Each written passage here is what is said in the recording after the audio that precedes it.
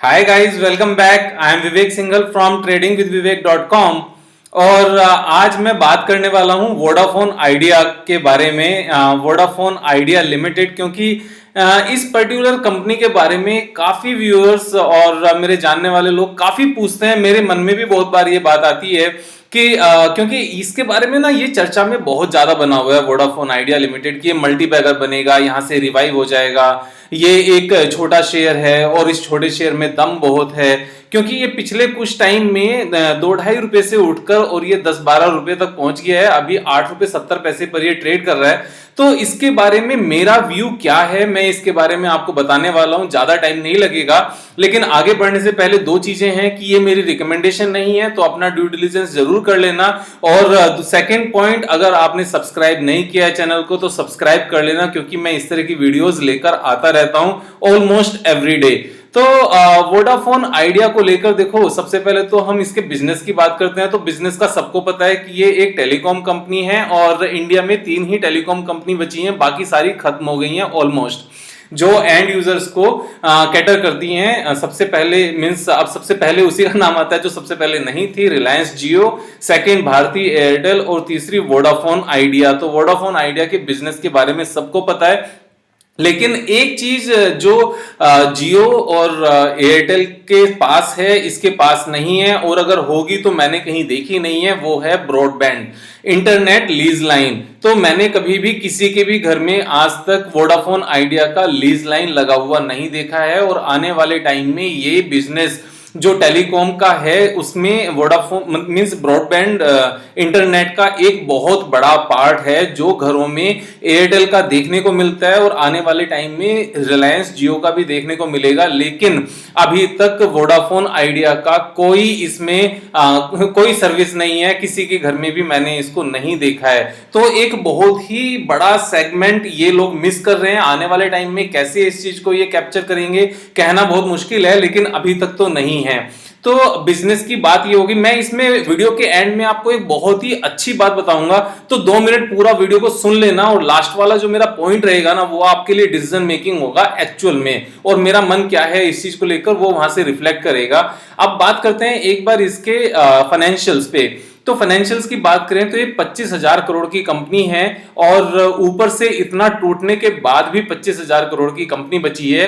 पहले वोडाफोन अलग कंपनी थी, आइडिया अलग कंपनी थी, आइडिया नुकसान में चली, वोडाफोन को भी हर्ट होना शुरू हुआ, तो दोनों ने सोचा कि शायद साथ में काम कर लेंगे, मर्ज होके कर लेंगे तो शायद हम थोड़े से बच जाएंगे। लेकिन वो बचे नहीं, उनकी हालत और ज्यादा खराब हो गई। और वो हालत खराब हमारी आरओसीई से पता चल जाती है, रिटर्न ऑन कैपिटल एम्प्लॉयड। और रिटर्न ऑन कैपिटल एम्प्लॉयड मैं कहता हूं 30% के आसपास होना चाहिए। यहां 30% तो छोड़ो, 5% तो छोड़ो, माइनस का 5.44% है। तो return on capital employed is in minus, this is a loss making company. तो बाकी चीजों पे बहुत ज्यादा जाने की जरूरत नहीं होती। फर्स्ट ऑफ ऑल यहीं से हमें इंडिकेशन मिलना शुरू हो जाता है कि इसमें क्या होने वाला है। सेकंड, अगर हम बात करें तो डेट इक्विटी रेशियो की बात करते हैं। डेट इक्विटी रेशियो में कंपनी के ऊपर 19 गुना 19 टाइम्स कर्ज है, यानी कि अगर 1 रुपया अपना लगाया है ना तो 19 रुपये बैंकर्स के हैं, उधारी का है। इतने बड़े लोन के साथ मैंने आज तक किसी भी कंपनी को जिंदा रहते नहीं देखा। ये कब तक सरवाइव करेंगी, ये कब तक वेंटिलेटर पे रहेगी कंपनी, कहना बड़ा मुश्किल है। उठ के आ जाएगी तो कोई चमत्कार ही होगा, लेकिन अभी तक तो ऐसा कुछ नजर नहीं आता। और अगर हम इसमें फिर नीचे चलते हैं, नीचे चल के हम बात करते हैं इसके प्रॉफिट एंड लॉस स्टेटमेंट में, तो देखो रेवेन्यू तो लगातार इनकी बढ़ी है पिछले 10 सालों में। तो रेवेन्यू का बढ़ना एक अलग चीज है, लेकिन नेट प्रॉफिट का क्या हुआ है? नेट प्रॉफिट इनका खत्म होते होते माइनस 400 करोड़ का आ गया था, नुकसान था 400 करोड़ का 2017 में, 2018 में 4,000 करोड़ का नुकसान था, 2019 में 14,000 करोड़ का नुकसान था, मार्च 2020 तक 73,000 करोड़ का नुकसान था, और पिछले 12 महीने यानी कि जून क्वार्टर तक, यानी कि 1 जुलाई 2019 से लेकर 30 जून 2020 तक का नुकसान और बढ़ के 94,000 करोड़ है। ये जो नुकसान है ना, ठीक है, अब ऊपर बात करते हैं ऑपरेटिंग प्रॉफिट की। तो ऑपरेटिंग प्रॉफिट हैज इंक्रीज, लेकिन इस ऑपरेटिंग प्रॉफिट की बहुत ज्यादा अहमियत इसलिए नहीं रहती क्योंकि 15,000 करोड़ का ये ऑपरेटिंग प्रॉफिट बताते हैं और 15,400 करोड़ का इंटरेस्ट जाता है, यानी कि जेब में बचता क्या है, जीरो। और जब जेब में जीरो बचता है तो बाकी खर्चे कैसे होंगे और बाकी कंपनी कैसे चलेगी, कंपनी का एक्सपेंशन कैसे होगा, कर्जे में ऑलरेडी डूबी हुई है और कर्जा लेकर तो कोई एक्सपेंड कर नहीं सकता, और कौन लोन देगा। ये सारे सर्वाइवल को लेकर ना बहुत बड़े क्वेश्चन मार्क्स हैं। तो 94,000 करोड़ का अगर लॉस कंपनी दिखाती है एक साल में 12 महीने में, तो 25,000 करोड़ की मार्केट कैप वाली कंपनी अगर 94,000 करोड़ का नुकसान दिखाएगी ना, तो वो बात कहीं से भी हजम नहीं होती। और उसके बाद में अगर हम कैश फ्लो की बात करें तो कैश फ्लो काफी कंपनीज का मैंने देखा है जो लगातार बढ़ा है, लेकिन इसका कैश फ्लो भी पिछले 4 साल में कम हुआ है। हाँ, वो बात अलग है कि मार्च 2020 में थोड़ा सा इंक्रीज हुआ है, लेकिन इन चीजों की कोई इंपॉर्टेंस नहीं बच जाती जब हमारा return on capital employed minus में होता है। यानी कि जो ऑपरेटिंग हमारा नेट प्रॉफिट है, जो net profit before interest and tax जो हम कैलकुलेट करते हैं, जो पूरी ऑपरेशन से आता है, वो अगर माइनस में है ना, तो वहां कोई सेंस नहीं बचती और ये सेंस बहुत ही दुखदाई होती है। और एक चीज जो हम शेयर होल्डिंग पैटर्न में देख सकते हैं, इस चीज को बड़े ध्यान से समझ लेना कि जो पब्लिक के पास इसके शेयर्स जून 2019 में सिर्फ 5.5% थे, वो बढ़कर 17% हो गए हैं। आप इस चीज को समझ लो कि एफआईआई यहां से अपने शेयर्स को बेचकर निकलता जा रहा है। 15% से निकालकर 15% जो इसका एफआईआई के पास शेयर होल्डिंग थी वो कम होते होते 7% रह गई है, और जो डीआईआई के पास इसकी शेयर होल्डिंग 7.15% थी वो कम होते होते 3.63% रह गया है। और ये सारा माल किसने खरीदा? पब्लिक ने क्यों खरीदा है? कि सस्ता है, और सस्ता होके क्या लगता है कि बहुत सारे शेयर्स आएंगे और बहुत सारे शेयर्स आके ये ना हमें माला माल कर देंगे। मैं एक चीज फिर से आपको बता दूं, बहुत बार एग्जांपल दे चुका हूं, अगर हमारे पास एक नोट 2,000 रुपए का होता है तो हमारे पास 2,000 रुपए हैं, और अगर हमारे पास 100 नोट 20-20 रुपए के होते हैं ना, तो भी हमारे पास 2,000 रुपए हैं। तो ये इसी चीज को ऐसे ही समझ लेना कि यहां पर 1,000 रुपए लगाकर 100 शेयर लेने से अच्छा है कि 1,000 रुपए का एक अच्छा शेयर ले लो, क्योंकि वैल्यू मैटर करती है। कितने नोट हैं उस चीज की कोई वैल्यू नहीं होती, सिक्कों की खरीद की कोई वैल्यू नहीं होती। अगर एक नोट 2,000 रुपए का है ना और आपके पास 2,000 एक रुपए के सिक्के हैं तो बाजार में उतने चलेंगे। हाँ, एक अलग बात है कि उन 2,000 सिक्कों को कैरी करने का जो बर्डन है वो अलग से उठाना पड़ेगा।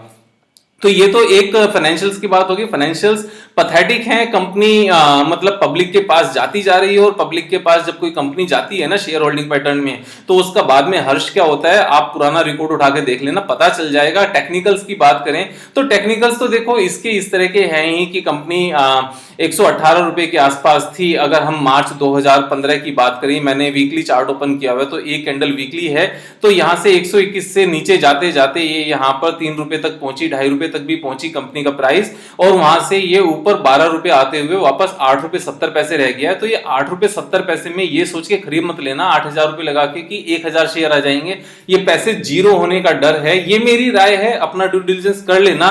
और साथ में जो मैं एक बात आपको बताने वाला हूं वो ये है कि इसका कॉम्पिटिटर कौन है, ये किसके सामने खड़ा है। इसका कॉम्पिटिटर रिलायंस जियो है, मोटा भाई, इंडिया की सबसे बड़ी कंपनी। उनके सामने आज तक कोई टिक पाया है क्या? इस चीज पे जरा गौर फरमाना। जो मैं पहले वीडियो में बता रहा था ना कि आपको वीडियो खत्म होने से पहले एक पॉइंट बताऊंगा जो बहुत इंपॉर्टेंट है, वो यही इंपॉर्टेंट पॉइंट है कि मुकेश अंबानी जी के सामने ये कंपनी खड़ी हो पाएगी। आप एक चीज समझो, देखो मैं इस चीज में अंदर तक जाने की बात नहीं कर रहा हूं, ये मेरा पर्सनल व्यू है, जो मुझे मार्केट की समझ है उसके हिसाब से, कि इनके पास जो भी कस्टमर बेस है, अगर ये कंपनी फ्लॉप हो जाती है, सारा कस्टमर बेस कहां जाएगा? या तो रिलायंस के पास जाएगा या एयरटेल के पास जाएगा, दूसरा तीसरा तो मतलब इनसे अलग तो कोई नहीं है ना। और मेजोरिटी मेरे हिसाब से जिस तरह के ऑफर्स हैं ना आने वाले टाइम में, और अभी भी रिलायंस जियो के पास, तो न्यू कनेक्शंस तो वहीं जाने वाले हैं। वो एक अलग बात है कि एयरटेल के जो कस्टमर्स हैं वो एयरटेल के पास ही रुके हुए हैं, लेकिन न्यू कनेक्शन बेस सारा का सारा जियो के पास जा रहा है मेजोरिटी में।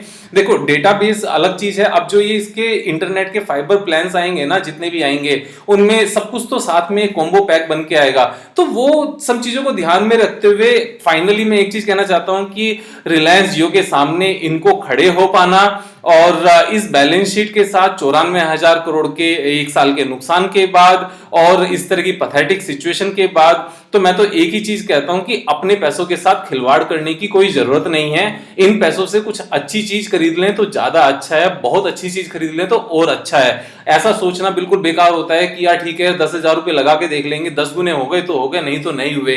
देखो इस तरह के रिस्क लेने से वो 10 रुपए कभी वापस नहीं आते, वो 10 रुपए के जीरो ही होते हैं। उससे अच्छा है कि इन 10 रुपए को ना किसी कोटक महिंद्रा बैंक में या एचडीएफसी बैंक के शेयर्स लेके, एचडीएफसी लिमिटेड के शेयर्स लेके या किसी दूसरी अच्छी कंपनी के शेयर्स लेके उनमें लगा के छोड़ दो। शायद 10 साल बाद वो 10 गुने हो भी जाएं, यहाँ पे हो रहे या नहीं हो लेकिन वहां जरूर हो जाएंगे। तो मेरा व्यू वोडाफोन आइडिया पे ये है कि अपने पैसों के साथ खिलवाड़ मत करो, अपनी आदत खराब मत करो सट्टा खेलने के चक्कर में। अच्छी कंपनीज में जहां पर हमें कम मिले लेकिन बिल्कुल पता हो कि यहां तो मिलना ही है, वहां पर पैसे लगाओ। इस तरह से रिस्क लेने की अपने पैसों के साथ कोई जरूरत नहीं है।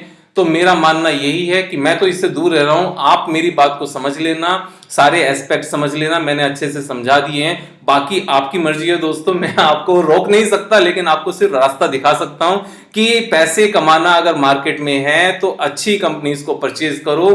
कहां परचेज करना है वो सेकंड पॉइंट आता है, सबसे पहले कंपनी की जो फाइनेंशियल और बिजनेस कंडीशन है वो अच्छी होनी चाहिए। I am Vivek Singhal from tradingwithvivek.com। Subscribe कर लेना और लाइक भी कर लेना और शेयर भी कर लेना दोस्तों।